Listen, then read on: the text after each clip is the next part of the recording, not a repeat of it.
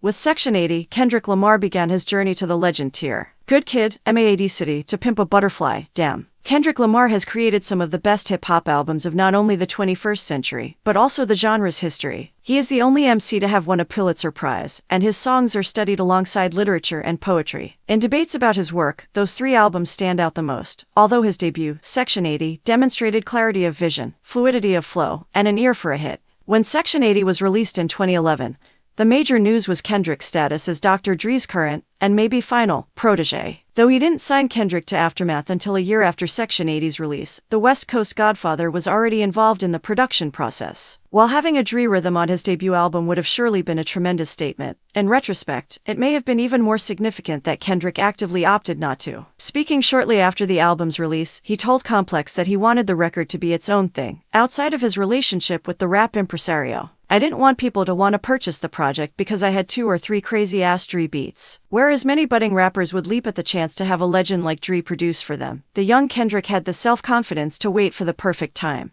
When the two finally connected on record, for 2012's Compton, an exultant homage to their common hometown, it impacted much harder because of the build-up. Dr. Dre was hardly the only hip-hop legend paying notice. On the opposite side of the country, RZA heard Kendrick's mixtapes and instructed DJ Friction to let the Compton rapper use some unused vocals on the song Ronald Reagan Era. At the age of 24, with only a few cassettes under his belt, Kendrick was already rubbing elbows with rap's elder statesmen, and he sounded quite at home doing so. This modest self-confidence pervades Section 80, giving Kendrick's bars an irresistible charm. Consider the head-spinning rigor mortis. Horns rise like an infinite double helix, feverishly twisting around itself while Kendrick pushes himself to equally dizzying speeds. The song is a major ode to his MC slaying flow, delivered in what sounds like one breath. Taking notes from one of his major influencers, Eminem, it's evident that he's showing off, but he maintains the proper balance of cockiness and self-awareness. Upon release, it was an apparent standout from the album, providing a glimpse into the abilities of a potentially generational MC on the rise. Looking back, it seems like a foreshadowing of both Kendrick's show-stealing verse on Big Sean's Control,